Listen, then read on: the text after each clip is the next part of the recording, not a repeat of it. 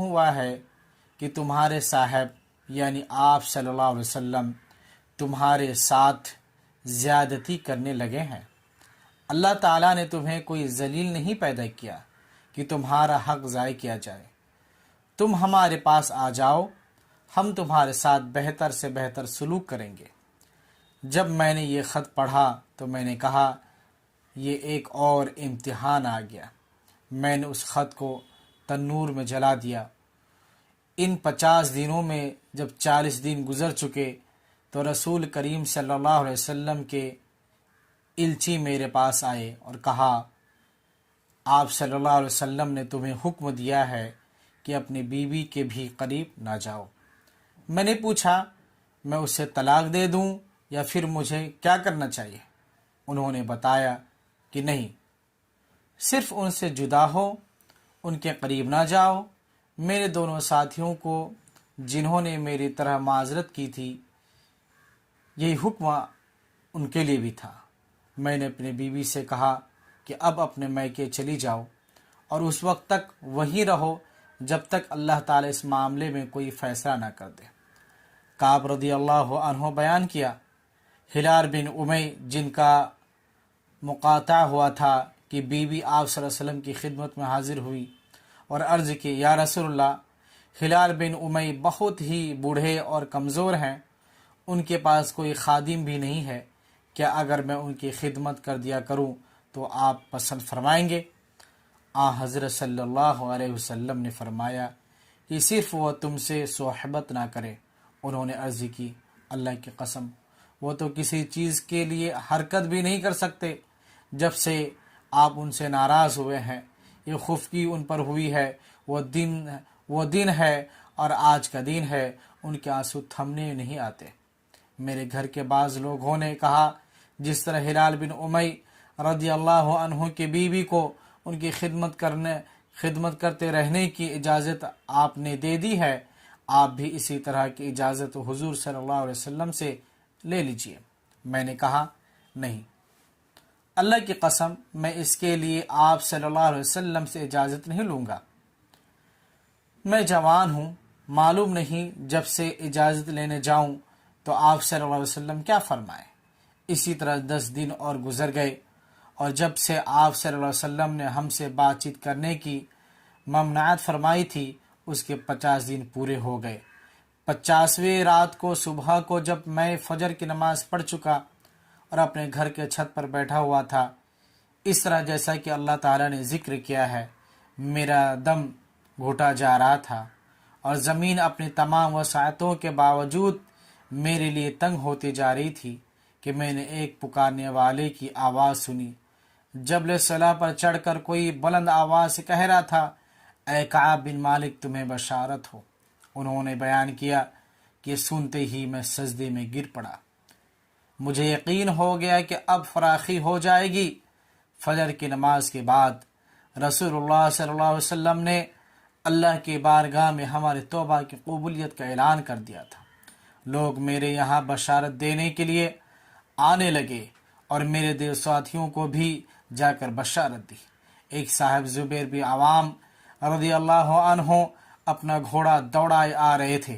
ادھر قبیلہ سلمہ کے ایک صحابی نے پہاڑی پر چڑھ کر آواز دی اور آواز گھوڑے سے زیادہ تیز تھی۔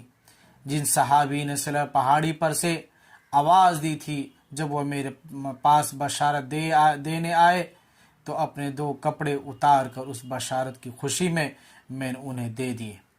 اللہ کی قسم اس وقت ان 2 کپڑوں کے سوا دینے کے لائق اور میرے پاس کوئی چیز نہ تھی۔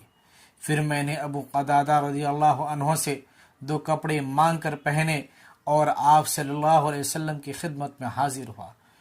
ذوق در ذوق لوگ مجھ سے ملاقات کرتے جاتے تھے، مجھے توبہ کی قبولیت پر بشارت دیتے جاتے تھے، کہتے تھے اللہ کے بارگاہ میں توبہ کی قبولیت مبارک ہو۔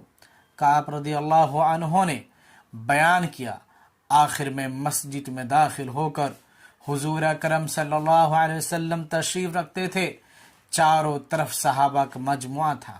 طلحہ بن عبید اللہ رضی اللہ عنہ دوڑ کر میرے طرف بڑھے اور مجھ سے مصافحہ کیا اور مبارکباد دی۔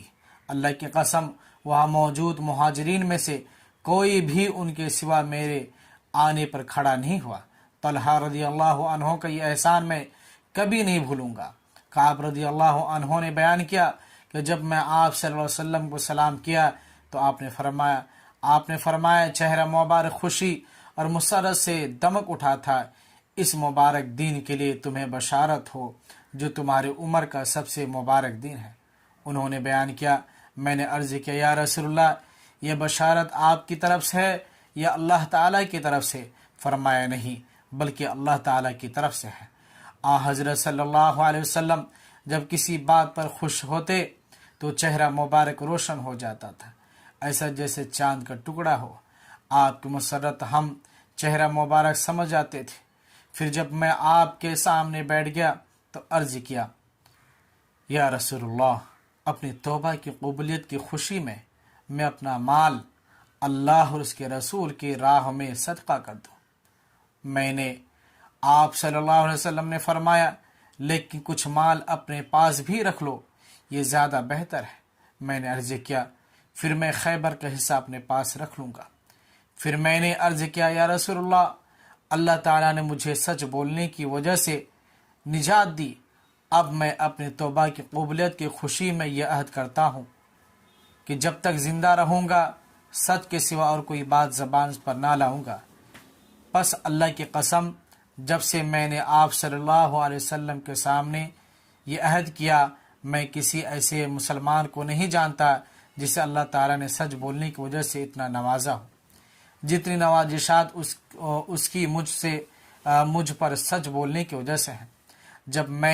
जब से मैंने आप सल्लल्लाहु अलैहि वसल्लम के सामने यह अहद किया, फिर आज तक कभी झूठ का इरादा भी नहीं किया, और मुझे उम्मीद है कि अल्लाह ताला बाकी ज़िंदगी में भी मुझे इसे महफूज रखेगा। अल्लाह ताला ने अपने रसूल सल्लल्लाहु अलैहि वसल्लम पर आयत हमारे बारे में नाजिल की थी। यकीनन अल्लाह ताला ने मुहाजिरीन और अंसार की तौबा कबूल की।